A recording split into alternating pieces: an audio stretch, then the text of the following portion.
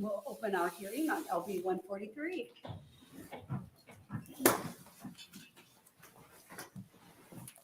Good morning, Senator Briese.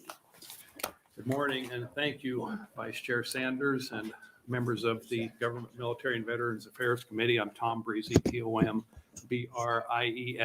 I represent District 41, and I'm here today to present LB143. LB143 would move Nebraska into year-round daylight savings time once two conditions are met. First, the federal government must allow states to make that change. And second, 3 of our neighboring states must pass similar bills. A growing number of states have implemented legislation allowing for year-round daylight savings time. As of this time 2 years ago, that number was 8. After the 2020 legislative session, it was 14. After the last legislative session, it was 19. So now 19 states have enacted similar legislation to adopt year-round daylight savings time, including our neighboring Wyoming and Colorado. After the end of the Second World War, daylight savings time was observed in some states, but not others, and began and ended on various days in those states, led to a very confusing few weeks every spring and fall. So the federal government in 1966 passed the Uniform Time Act. It allowed states to opt out of daylight savings time and go to year-round standard, but it also gave mandatory beginning and end dates for those states which do participate in daylight savings time. So this means that a state's choices are, as it stands now, year-round standard or changing our clocks twice a year under daylight savings time. It seems everyone in the state hates the idea of having to change their clocks twice a year. The feedback my office and others have gotten has been overwhelming. The opinions on some Facebook polls conducted by local media and from what my office has received points to as much as 85% of folks strongly supporting an end to changing our clocks twice a year. And they're not wrong. The reasons to stop changing our clocks are numerous, from parents calling to tell us that it makes it harder to get their children ready in the morning, to folks with epilepsy, especially parents of small children with the condition, telling us that it is dramatically more difficult to time their medication schedules, to hard scientific data from medical research that the practice actually costs lives, to studies pointing to reduced economic activity. And what about the medical impacts of changing our clocks? I've handed out, there are several handouts there. You can browse through at your leisure, and a lot of this is found in those handouts. But folks with epilepsy and other conditions causing seizures report seeing an increase in the week after the change. Heart attacks go up as well. A study by the University of Michigan, the University of Colorado, and the U.S. Department of Veterans Affairs in 2014 found a 24% increase in heart attacks on the Monday following the time change. Other studies have shown statistically significant increases for up to a week after that. A study by Finnish researchers in 2016 showed an increase in stroke of up to 25% for the 2 days following the springtime change. Another study by the University of Colorado of over 700,000 car accidents found a 6% increase in fatal car accidents in that week after changing times. An economist with the University of Oregon found a 6% increase in workplace injuries among miners. This practice, the changing of our clocks, is actually hurting and even killing people. The time change is also costing us money. For example, the workplace injuries I just mentioned were estimated to result in a 67% increase in lost workdays. The 2012 study published in the Journal of Applied Psychology showed a substantial decrease in worker activity and an increase in idle time in the mornings of the days following the time change. Between medical costs, sick days from heart attacks, strokes, and car accidents, lost work days from workplace injuries, and simple decreased efficiency at work, the costs do begin to add up. So I think a very strong argument can be made against continuing the practice of changing our clocks twice a year. And if we're going to quit changing our clocks, we've got 2 choices. We can go to year-round standard, or we can push for year-round daylight savings time. And we could go to year-round standard without congressional authorization. But with LB 143, I've landed on year-round daylight savings time. And why is that? And really, that is the potential increase in economic activity that could flow from year-round daylight savings time. We talk about growing our state all the time and generating economic activity, creating opportunity for our citizens and promoting growth, I would suggest that year-round daylight savings time could be a valuable tool in our efforts to grow our state's economy.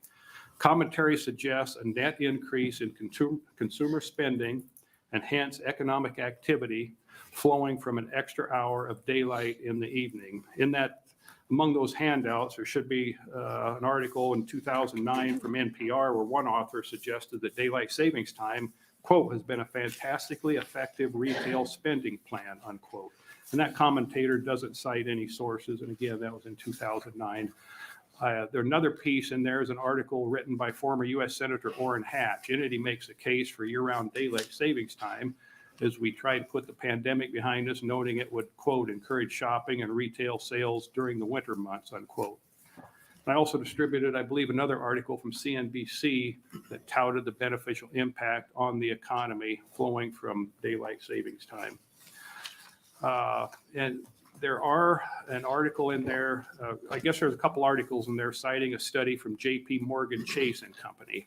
And I handed out that study, should be in the packet there somewhere. In it, J.P. Morgan and Chase in November of 16 undertook to assess the economic impact of daylight savings time. They did this by looking at the economic activity for the 30-day periods immediately after the beginning of standard time and immediately after the beginning of daylight savings time in 3 urban areas and comparing it to the activity found in Phoenix, where daylight savings time is not recognized.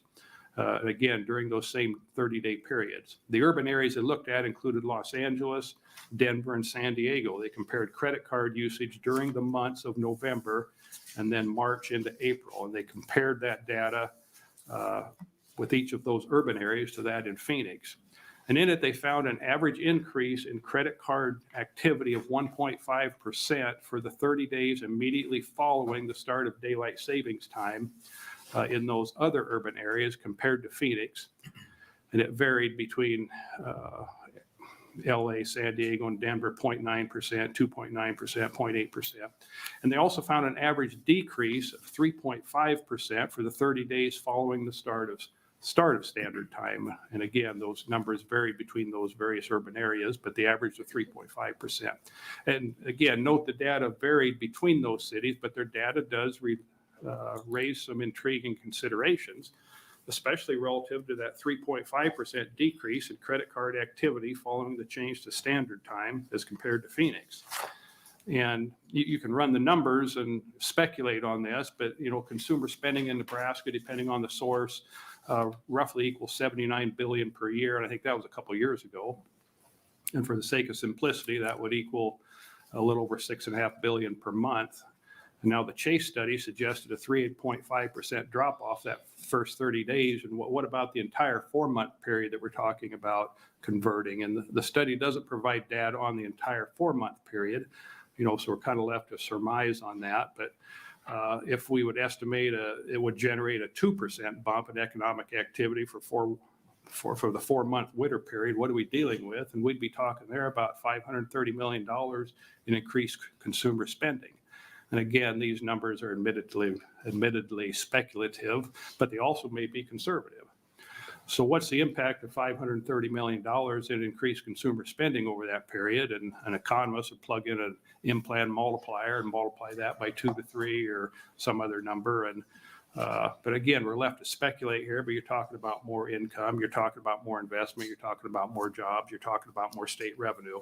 And again, we're left to speculate, but the point really is this: an extra hour of daylight during those 4 winter months can yield extra consumer activity, extra spending, and yes, enhance economic activity in our state. And that's good for Nebraska. So if you're looking for ways to grow our state, we all should be, this is one avenue that arguably could help us in that endeavor. And finally, there have periodically been bills in Congress to allow this change to convert to year-round daylight savings time to happen. And furthermore, in 2017, no states had passed such legislation. And again, as of today, there's 19 states, including Wyoming and Colorado. So there is a trend here. And as more and more states adopt this, it becomes more likely that Congress would act, I believe, sooner rather than later. And once something passes at the federal level, the dominoes on this, I would submit, are going to begin falling very quickly. And when that happens, I don't think we want to be left behind, and we want to be ready to go on it. And so I would ask for your consideration of the proposal. Thank you. Thank you, Senator Briese. Are there any questions? Senator Hunt. Thank you, Vice Chair Sanders. Thanks for bringing this bill, Senator Briese. I say every single year that you bring this, I get more calls in my office about this bill than anything else. I think that there's more support for this than anything else I've ever co-sponsored or supported or had in front of me in committee. And so thank you for bringing this bill back. Is this basically the same as bills you've introduced in the past around this? Are there any significant changes in LB143? No significant changes that I can think of. Okay. I'm looking at page 3 of the bill, which talks about how this subsection becomes operative. So it becomes operative if 3 of our neighboring states adopt the same law. Is that right? Yes. And we have 2 currently. Yes. So, and then there's an and. So that has to happen. And it has to be permissible by the United States, Yes. the laws of the United States Secretary of Transportation. Is it currently legal? No. They would have to pass another Yes, law? yes. Okay. And there have been proposals to do that, but nothing has passed yet. And over the years, I think Trump pushed it, and Marco Rubio, I remember, pushed it, and I don't know, various other folks have pushed the idea. I don't Okay. recall who else. And don't know what the status of it is right now in Washington. So the order of operations would have to be, we pass LB 143, one of our neighbors does too, and we have change at the federal level. And then everyone in Nebraska can We've been on our finally be happy and rest easy. way. We've been on Okay. our way. Thank you, Senator Briese. Thank you for the question. I would add, I hate to admit it, but I tell people that this is the most popular bill I've ever introduced. I hate to admit that some of my bills aren't that popular. But yes, I think It's this a real is- bipartisan. Well, there's a lot of bipartisan support, but obviously there's, some opponents to it as well. Thank you, Senator Hunt. Good questions. Senator Lowe. Thank you, Vice Chair, and thanks, Senator Briese. I think I asked this question last time you brought the bill. How will I know when to change my fire alarm battery? Groundhog Day. Groundhog, good point. There you go. Good question. Oh, Are there any other questions? I can't see you way over there. See none. Thank you, Senator Briese. We'll now open for testimony. Are there any proponents?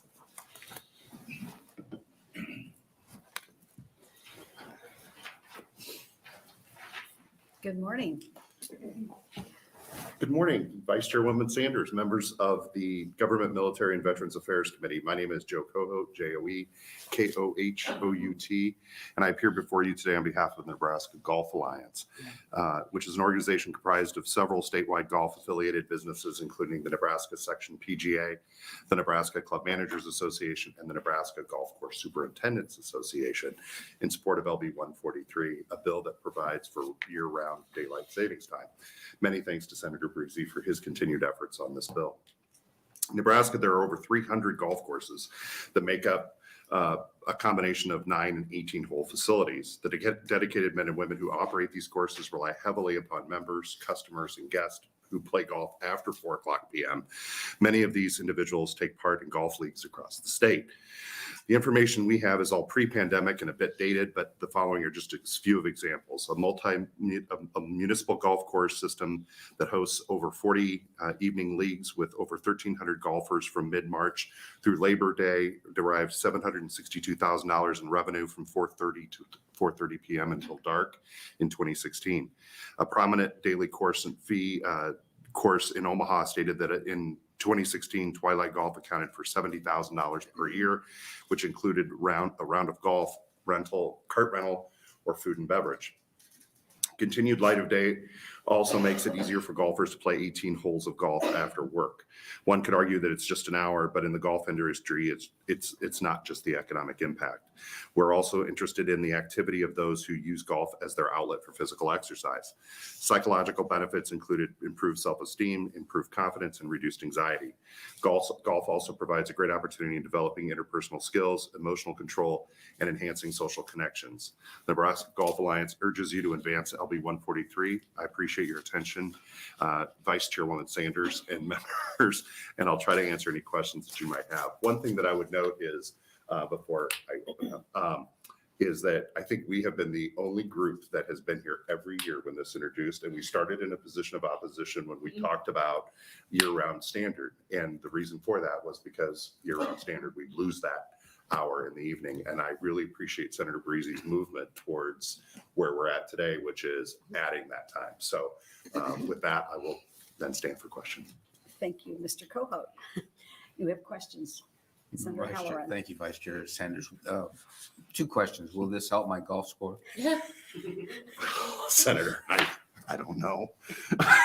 I'm The sorry. second question is, We can help. We have members of our group that are happy to work with you okay. on your swing. Second point I would like to make, I would challenge your comment about golf helping your emotional control. So far, Okay. that's not worked for me, but All right. I'll take that back and see what we can get you. that's all. Are there any other questions? This is truly like time is money equals golf, right? Right. It's a big deal. Right.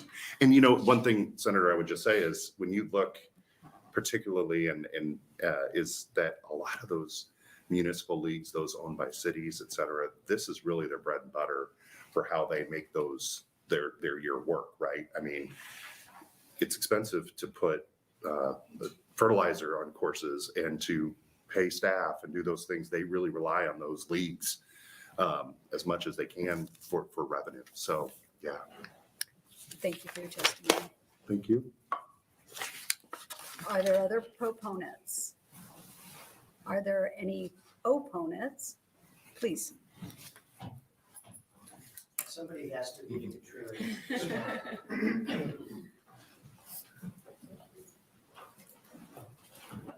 Welcome. Thank you.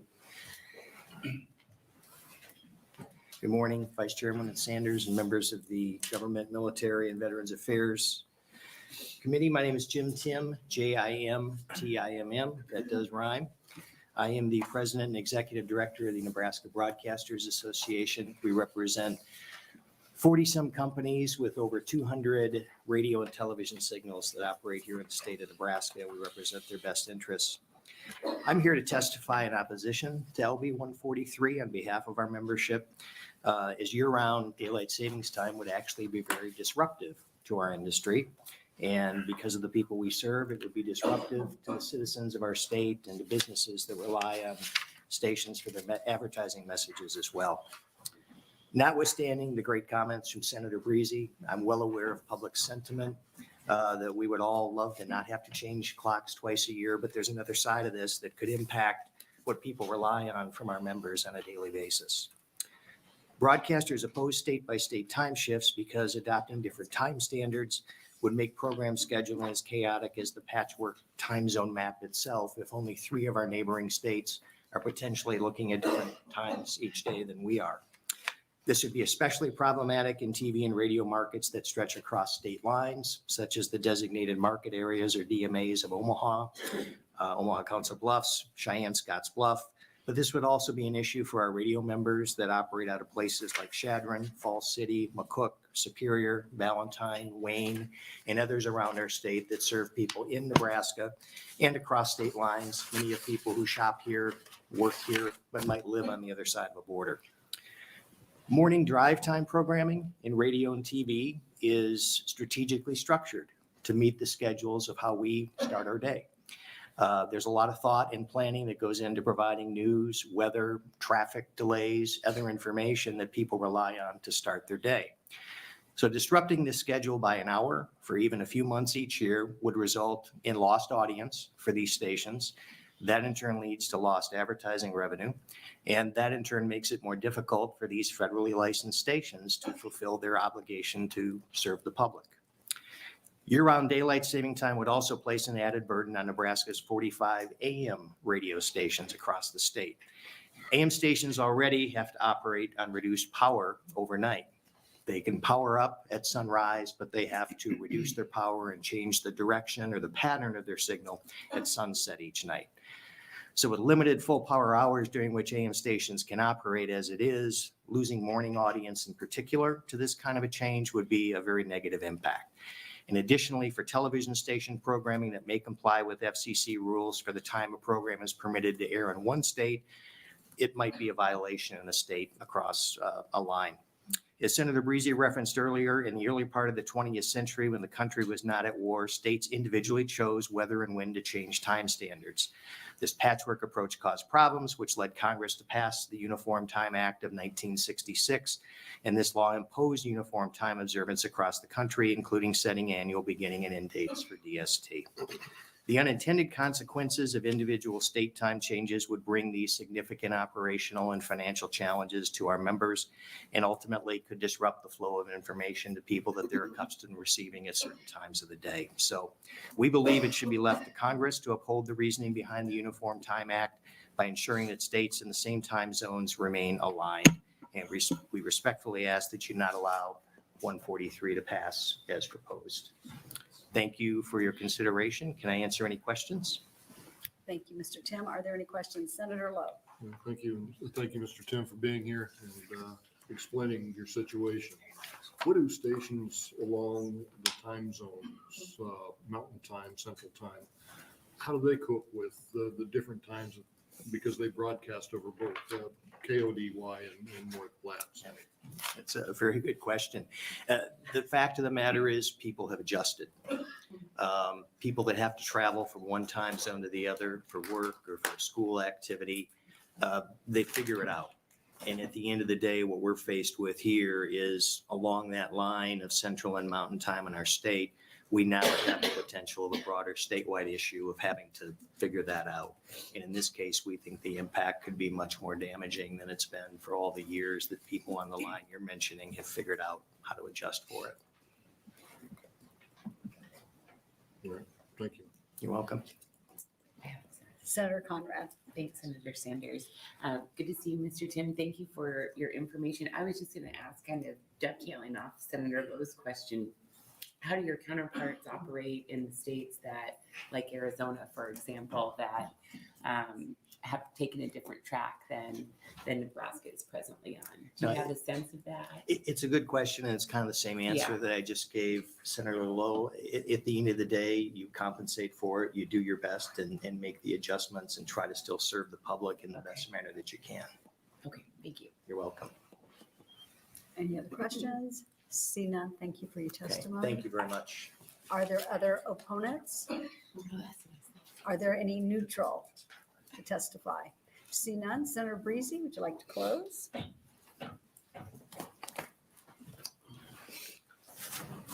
Yes, just very briefly. I appreciate the testimony here today, Mr. Kohout and Mr. Timm. Appreciate them coming and sharing their perspective. And I want to thank Senator Lowe and Senator Conrad for their question regarding the time zone issue and what about Arizona, places like that. And I believe the response was that people have adjusted, and I would maintain that they will probably be able to adjust to this. And we can lessen the negative, if there is a negative impact, we can lessen the impact. We could take 3 states, maybe we should take it up to 4 states. Maybe we should say if Iowa jumps in. But anyway, again, I think folks can adjust without any very serious negative impact. But again, I don't want to doubt Mr. Timm's testimony as well. So, but anyway, I think again they can adjust, and this could be made to work. Anyway, thank you for your consideration. Any questions for Senator Briese? See none. Thank you. And that Thank will you. close. We have letters of position letters, 22 proponents, 9 opponents, and 1 neutral to add to the record.